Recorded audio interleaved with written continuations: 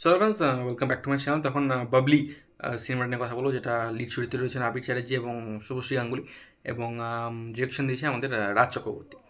তো ব্যাপারটা হচ্ছে এই যে বাবলি সিনেমাটা, এটা তো খুব বুদ্ধদেব গুহর খুব পপুলার একটা উপন্যাস, বাট আমি ডেফিনেটলি উপন্যাসটা পড়া হয়নি আমার।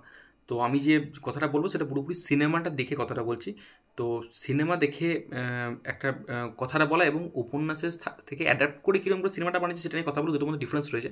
তো আমার পার্সপেক্টিভটা হচ্ছে জাস্ট সিনেমাটাকে বিচার করা, আমি উপন্যাসটাকে কিন্তু কোনোভাবে কিছু বলছি না, কারণ উপন্যাসটা যদি পড়িনি আমি, তো সেটা নিয়ে জাজ করা ঠিক হবে না আমার। তো আমার শুধু ফিল্মটা দেখে যেটা আমার রিয়াকশন হচ্ছে আমি সেটা নিয়ে কথা বলবো, ঠিক আছে? আচ্ছা, ব্যাপারটা হচ্ছে রাজ চক্রবর্তী যে ধরনের সিনেমা বানায়, তিনি যে জোনের সিনেমা বানান, যে ধরনের সিনেমা থেকে আমরা অভ্যস্ত, আমরা এক্সপেক্ট করি রাজ চক্রবর্তীর কাছে যে ধরনের সিনেমা, সেটা কিন্তু এই সিনেমাটা নয়, ঠিক আছে? এবং প্রথমবার তিনি এই ধরনের এই ধরনের মানে সাহিত্য ধর্মিক কাজ প্রথমবার ট্রাই করছেন। মানে রোম্যান্টিক গল্প তো তিনি, মানে প্রেমের গল্প তিনি আগেও বানিয়েছেন, প্রেম আমার বলি বা আরও চিরদিন তুমি যে আমার, কিন্তু সাহিত্য থেকে নিয়ে গল্পটা কিন্তু এবারে তিনি প্রথম বানিয়েছেন।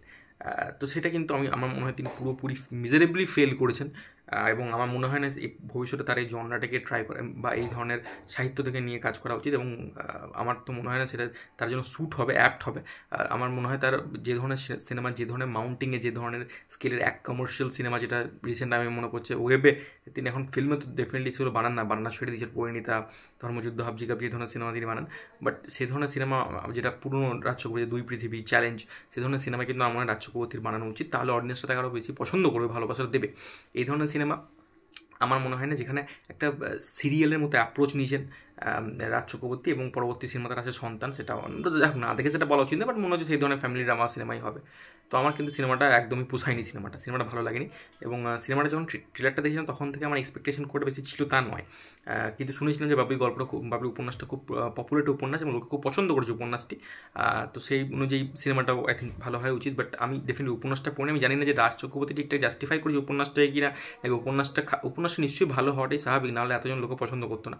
বাট রাজ চক্রবর্তী সেই জিনিসটা অ্যাডাপ্টেশন কিন্তু ভালোভাবে করতে পারেননি, যদি উপন্যাসটা সত্যি ভালো হয়ে থাকে। তো তো যেটা আমার মনে হয়, কারণ এই সিনেমাটা এত এত মানে একটা সময় পর মানে ড্র্যাগড হয়ে যায়, একটা সময় পর এত চুইংগামের মতো টেনে টেনে কোনো টেনে টেনে বড় করে দিয়েছেন রাজ চক্রবর্তী, বিরক্ত লাগে দেখতে, জাস্ট বিরক্ত লাগে দেখতে। এবং আপনার মনে হবে কখন সিনেমাটা কিন্তু বেশি রানিং লেন্থ নয়, 2 ঘন্টা সিনেমা, 2 ঘন্টা একটু এদিক ওদিক হবে, একটু বেশি হবে, বাট মোটামুটি 2 ঘন্টা সিনেমা। তো তাতেও আমরা মনে হবে ভাই কখন সিনেমাটা শেষ হবে, মানে এত বোর করে সিনেমাটা, এত বোর করে সিনেমাটা। ফার্স্ট হাফের প্রথম আধা ঘন্টা 40 মিনিট তাও ঠিক আছে, একটা রোম্যান্টিক কমেডি জনের তখন মনে হয় যে এই গল্পটা চলে, কিন্তু গল্পটার মধ্যে কিছু দমই ছিল না, গল্পটার মধ্যে কিছুই নেই গল্পটার মধ্যে। মানে একটা একটা একটা একটা অ্যাডভেঞ্চার লাভ স্টোরি, রাস্তায় যেতে যেতে যেতে তাদের মধ্যে প্রেম হচ্ছে, ভালোবাসা হচ্ছে, এবং পরবর্তীকালে ঝুমা বলে মেয়েটি একটা আসে, সেখান থেকে তাদের সম্পর্কে কী ডাইনামিক্স হচ্ছে, সম্পর্কে তাদের কী টানাপোড়েন চলছে, শুভশ্রী ক্যারেক্টার, বাবলি ক্যারেক্টারটার মধ্যে কী মনে হচ্ছে, তার ইন্টারনাল কনফ্লিক্টগুলো কী, তার যে ইনসিকিউরিটিসগুলো ঝুমাকে নিয়ে, সেই নিয়ে গল্পটা কিন্তু চলছে, ঠিক আছে? এবার লাস্টে কী হচ্ছে দেখতে গেলে আমাকে থিয়েটারে থেকে সিনেমাটা দেখতে হবে। আর আপনি সিনেমা দেখতে দেখতে যেতেই পারেন, বাট আমার কিন্তু সিনেমাটা পছন্দ হয়নি, এটা আমার ওপিনিয়ন। এবার যারা বাবলির যে ফ্যান ফলোয়িং যেটা রয়েছে, তারা কিন্তু নাম দেখে সিনেমা দেখতে যাবে। বাট আমি জানি না তাদের কেমন লাগবে, বাট আমার কিন্তু সিনেমাটা শুধু উপন্যাস না পড়ে, যেটা বারবার আমি বলছি, সিনেমাটা কিন্তু আমার ভালো লাগেনি। সিনেমার স্ক্রিন প্লে খুব খারাপ, সিনেমার স্ক্রিন প্লে খুবই খারাপ। এত স্ক্রিন প্লের মধ্যে এই ধরনের সিনেমায় না, এই ধরনের সিনেমা কিন্তু গল্পটা আপনি জানেন যে লাস্টে গিয়ে তাদের মধ্যে একটা মিল হয়ে যাবে, বাট সেইখানে সেটা জানা সত্ত্বেও আপনার মধ্যে মানে সিনেমাটার মধ্যে এমন কিছু আমাকে এলিমেন্টস দিতে হবে যেটার মধ্যে কিছু মোমেন্টস ক্রিয়েট হয়। মোমেন্টসের ওপরেই কিন্তু সিনেমাগুলো চলে, কিছু কিছু মোমেন্টস তৈরি হবে যার মধ্যে সিনেমাটা দেখতে আমার ভালো লাগবে, কিন্তু সেরকম কোনো মোমেন্টস সিনেমাতে কিন্তু আমি খুঁজে পাইনি।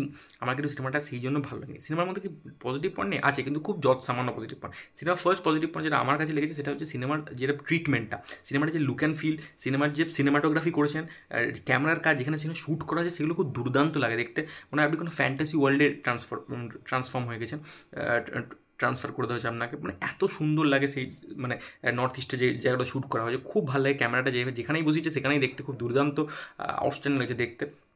এবং সেখানে মানে এবং রাজ চক্রবর্তী যেভাবে মানে সেই সময়কার 1995 ঘটনা যেটা দেখাচ্ছে এখানে, সেই সময়টা যেভাবে তুলে ধরেছেন সেটা কিন্তু দেখতে ভালো লাগে, এটা কিন্তু অবশ্যই। এবং রাজ চক্রবর্তী যেহেতু সিনেমাতে তিনি মাউন্টিং দেন, স্কেল তিনি অ্যাড করেন, তো এই গল্পটাতেও তিনি একটা স্কেল অ্যাড করেছেন, তো সেটা কিন্তু দেখতে অবশ্যই ভালো লাগে, লুক অ্যান্ড ফিল অনুযায়ী দেখতে খুব ভালো লাগে।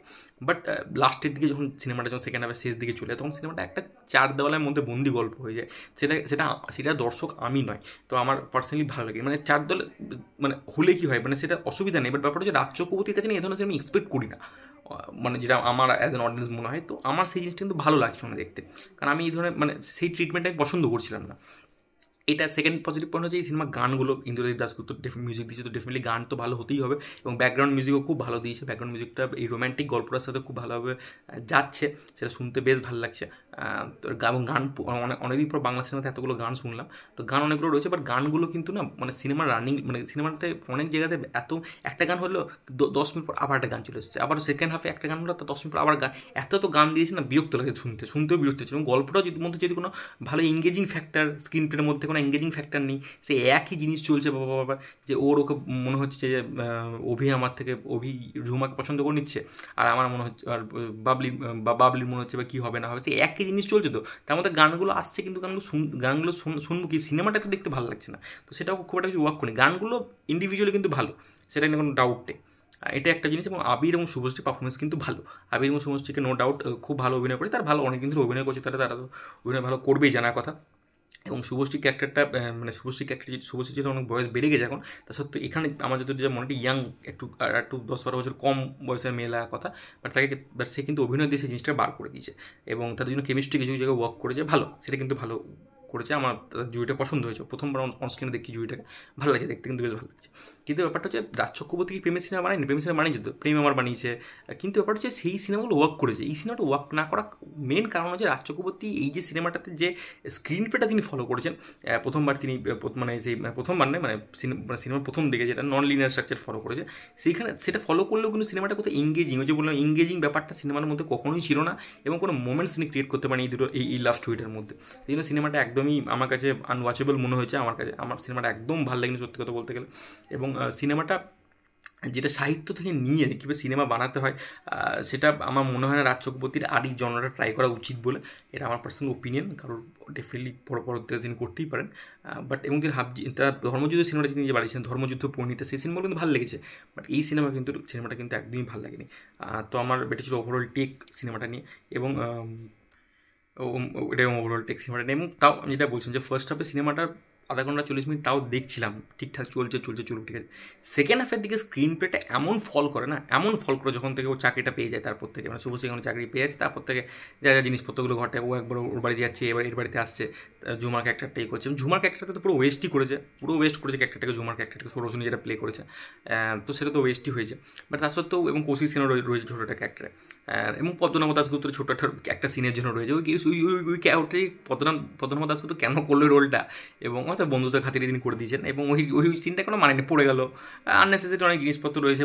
সিনেমাটা বেশি বড় নয়, বাট জিনিসটা পেছনে ড্র্যাগ লাগছে, কারণ স্ক্রিন প্লের মধ্যে এমন কোনো জিনিস রাজ্য করে ডিজাইন করতে পারিনি, বা সিনেমাটার মধ্যে এমন কিছু নেই যেটা আমি 2 ঘন্টা বসে দেখবো যে জিনিসটা এই জিনিস চলেছে, একই জিনিস দেখেই চলেছি।